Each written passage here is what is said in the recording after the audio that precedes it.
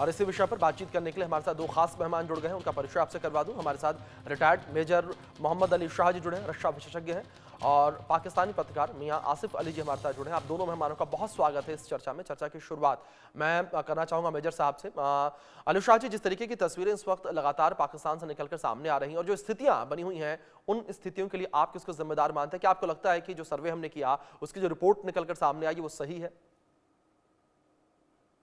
जी, बहुत अच्छा सवाल है आपका अभिषेक भाई। देखिए, पाकिस्तान खुद जिम्मेदार है अपने एक्शंस के लिए। उन्होंने जिस तरीके से वहाँ पे ट्रीटमेंट दिया है, वहाँ पे व्यवहार किया है बलूचिस्तान को, और शुरुआत से ही बल्कि जो पैक्ट था उसके मुताबिक अगर ये चलते, अपने किसी भी अग्रीमेंट्स का इन्होंने आदर नहीं किया है, और खुद आतंकवाद उग्रवाद को बढ़ावा दिया है पाकिस्तान ने। आज की तारीख में वही आतंकवाद, वही उग्रवाद, वही अलगावाद इनके ऊपर भारी पड़ रहा है। जी। ये क्रिएशन इनका था। इनके मिनिस्टर ने पार्लियामेंट में खड़े होकर बोला है, क्या जरूरत थी हमको मुजाहिद पैदा करने की? आज की तारीख में वही मुजाहिद हमारे लिए भारी पड़ गए हैं। हिलरी क्लिंटन ने इनके पार्लियामेंट में बोला है, अगर आप सांप पालते हैं ये समझ के कि सांप आपको नहीं धसेगा, आपके पड़ोसी को धसेगा, तो आप गलत समझ रहे हैं। जी। वो सांप घूम फिर के आपको ही धसेगा। तो जी हाँ, पाकिस्तान जो आपने सर्वे किया, मैं दावा देता हूँ, अगर मेरे से इंडिविजुअली पूछा जाए कि क्या जनरल आसिफ मुनीर सक्षम होंगे बीएनए को या उग्रवाद को बेसिकली रोकने में पाकिस्तान में, मैं कहूंगा नहीं, वो नहीं हो पाएंगे, क्योंकि इतना मजबूत अब हो चुका है, इतना आगे हो चुका है। अब अगर हम बात करें बीएनए इतना पावरफुल क्यों है?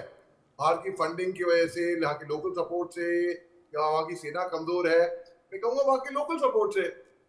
कोई भी उग्रवाद कहीं पे भी हो, कहाँ पे भी हो, मैंने इंसर्जेंसी करीब से देखी हुई है, बिना लोकल सपोर्ट के उग्रवाद वहां पर हो ही नहीं सकता है। वहां पे इंसर्जेंसी हो ही नहीं सकती है, वहां पे लॉ एंड ऑर्डर प्रॉब्लम हो ही नहीं सकता है, जब तक वहां के लोग आपका साथ ना दें। बिल्कुल उनके लोगों ने साथ दिया है, तो आज पाकिस्तान खुद, मेरे को बुरा लगता है कहते हुए, लेकिन आज की तारीख में पाकिस्तान खुद अपने ही कब्र खुद खोद रहा है। जी। आज तारीख में उनकी इकोनॉमी नीचे है, जी। इनके एफएटीएफ के ग्रे लिस्ट में है, इनको IMF, monetary fund, international monetary fund इनको लोन कर्जा देने को तैयार नहीं हो रहा था। ये इनके इंटरनेशनल कम्युनिटी में बेचारों की रेपुटेशन गिर रही है। पाकिस्तान का वीजा अगर लगा के जाए तो जी। माफ कीजिएगा साहब, ये पाकिस्तानी पत्रकार शायद बुरा भी माने, लेकिन फैक्ट ये है कि इनको वो आदर, वो इज्जत से नवाजा नहीं जाता है जैसा जितना अगर कोई आम नागरिक किसी और देश, किसी और मुल्क का हो, उसको नवाजा जाए। बिल्कुल। एक बात है अभिषेक जी, मैं वैसे हैरान हूँ कि अभी तक आपने किसी ऐसे सर्वे में मुझे इनवाइट नहीं किया जो मणिपुर के मुतालिक को इतना बड़ा यार वहाँ पे इशू हो चुका है, साथ नागालैंड पे गर्म होता है, वहां पे इतनी सूरत हाल चल रही है, कभी वहां पे भी तो कोई सर्वे करवाइए ना। लेकिन मुझे तवक्को है कि मणिपुर को इंडियन हुकूमत यकीनन संभाल लेगी, क्योंकि कहीं पर भी जो पसंदी की तहरीकें आसिफ जी, जिस तरीके से अगर आपने मणिपुर का जिक्र किया, तो मैं उस पर भी आपको अपडेट दे दूं कि वहां को लेकर भी सर्वे जो है करवाए जा रहे हैं और शांति बहाल वहां पर हो चुकी है। ठीक है, स्थितियां वहां पर विपरीत हो गई थी। खुद देश के माफ कीजिएगा गृह मंत्री अमित शाह ने भी संसद में इस बात का जिक्र किया कि किस तरह से वहां पर पैरामिलिट्री फोर्सेज है, हालात को वहां पर संभाले हुए है, तो शांति वहां पर बहाल हो चुकी है। ठीक है, लौटूंगा मैं आपके पास दोबारा एक बार।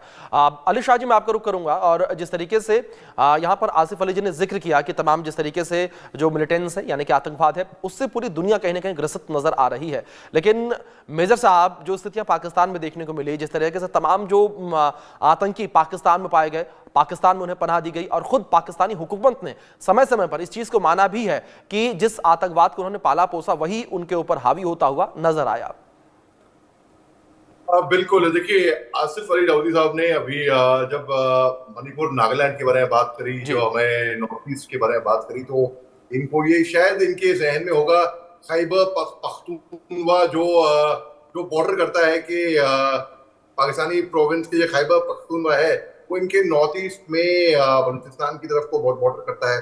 तो अक्सर मैंने देखा है कि ये तो इनको थोड़ा बहुत आइडिया लग रहा है, मगर मैंने अनुमान तौर पे मेरी ऑब्जर्वेशन रही है कि जो पाकिस्तानी पत्रकार या जो पाकिस्तान से कहीं पे भी, आपकी चैनल पे नहीं अलग भी चैनल में बैठता है, उसको खुद को अपने ही मुल्क की जानकारी नहीं होती।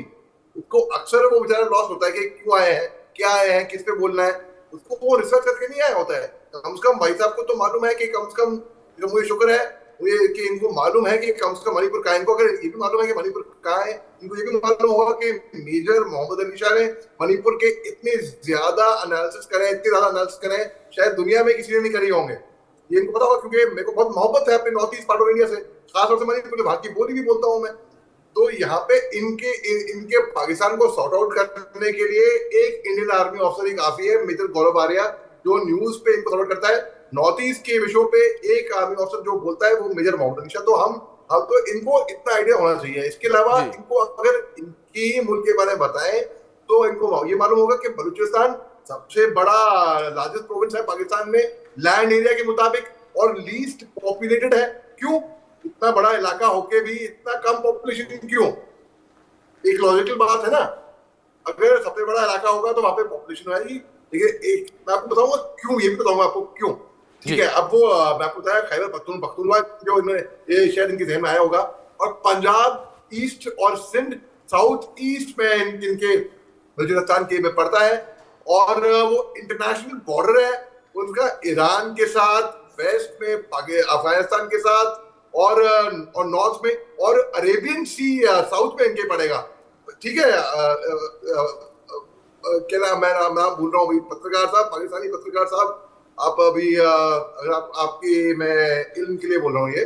और बलूचिस्तान को एक एक्सटेंसिव प्लेटू है, वो रफ टेरेन जो डिवाइड हुआ है बेसन रेंजेस में, काफी हाइट और रगेडनेस के अंदर, और जो डीप सी पोर्ट है, पोर्ट ऑफ ग्वादर, वो लाई करता है इनके अरेबियन सी में। ये आसिफ अली दाऊदी साहब के लिए नाम याद आ गया मेरे को, माफ कीजिएगा, वो इनके लिए, इनकी जानकारी बता रहा हूँ मैं। अच्छा, उसके बाद फिर 44% इनका लैंड इलाका पाकिस्तान का, उसमें से केवल 5% एरेबल है, और एक्सट्रीमली ड्राई डेजर्ट इनका क्लाइमेट है। ये आसिफ अली दाऊदी साहब के लिए मैं बता रहा हूँ इनको, क्योंकि इन्होंने हमारे मुल्क के बारे में बात की ना, तो अब मैं थोड़ा इनके मुल्क के बारे में इनको तो समझा दूं, सिखा दूं इनको थोड़ा बहुत, ताकि इनको ये इल्म हो। अच्छा, और उसके एग्रीकल्चर और लाइफ स्टॉक के बावजूद उसका जो 47% है, वो बलूचिस्तान की इकोनॉमी के लिए 47% इनका एग्रीकल्चर का कंट्रीब्यूट करता है।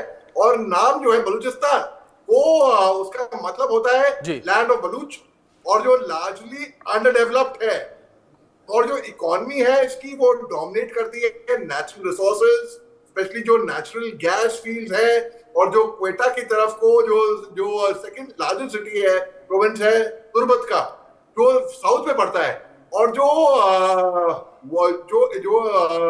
एक और इलाका है वहां पे जो ग्वादर पोर्ट के साइड का, वो फ्यूचर बिजनेस हब की तरफ से माना जाता है। अब मैं आसिफ अली दाऊदी साहब को मैं बोलता हूँ उनके मुल्क के बारे में, मैं आंख बंद करके मैं बोल दूं कि भाई इनसे अच्छा बोल दूं मैं।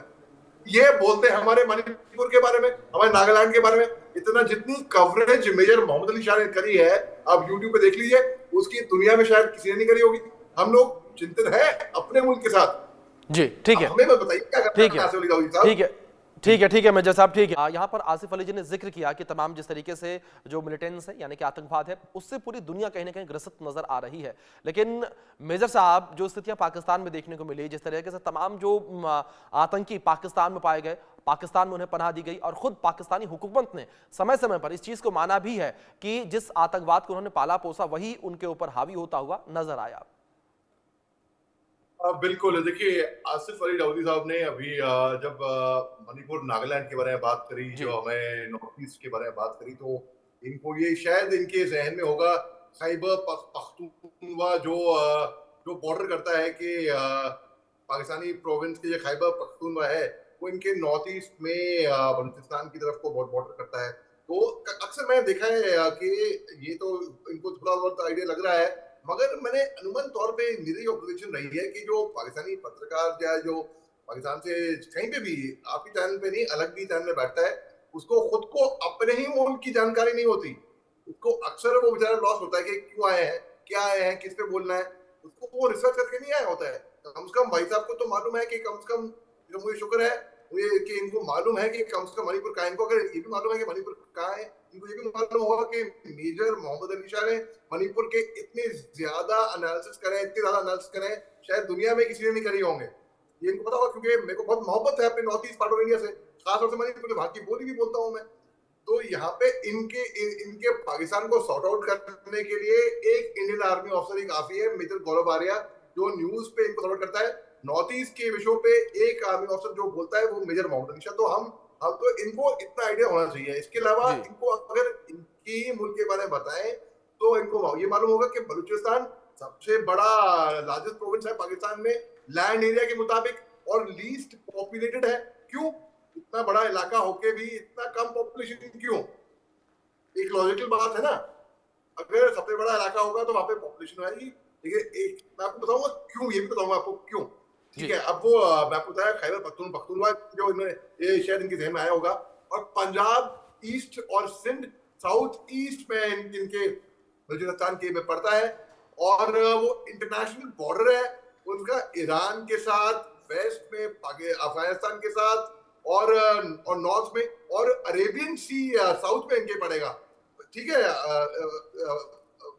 क्या नाम, मैं नाम भूल रहा हूँ, पत्रकार साहब, पाकिस्तानी पत्रकार साहब, आप अभी अगर आपकी मैं इल्म के लिए बोल रहा हूँ ये। और बलूचिस्तान को एक एक्सटेंसिव प्लेटू है, वो रफ टेरेन जो डिवाइड हुआ है बेसन रेंजेस में, काफी हाइट और रगेडनेस के अंदर। और जो डीप सी पोर्ट है, पोर्ट ऑफ ग्वादर, वो लाई करता है इनके अरेबियन सी में। ये आसिफ अली दाऊदी साहब के लिए नाम याद आ गया मेरे को, माफ कीजिएगा, इनके लिए, इनकी जानकारी के लिए बता रहा हूं मैं। अच्छा, उसके बाद फिर 44% इनका लैंड इलाका पाकिस्तान का, उसमें से केवल 5% एरेबल है और एक्सट्रीमली ड्राई डेजर्ट इनका क्लाइमेट है। ये आसिफ अली दाऊदी साहब के लिए मैं बता रहा हूँ इनको, क्योंकि इन्होंने हमारे मुल्क के बारे में बात की ना, तो अब मैं थोड़ा इनके मुल्क के बारे में इनको तो समझा दूं, सिखा दूं इनको थोड़ा बहुत, ताकि इनको ये इल्म हो। अच्छा, और उसके एग्रीकल्चर और लाइवस्टॉक के बावजूद उसका जो 47% है वो बलूचिस्तान की इकोनॉमी के लिए 47% इनका एग्रीकल्चर का कंट्रीब्यूट करता है।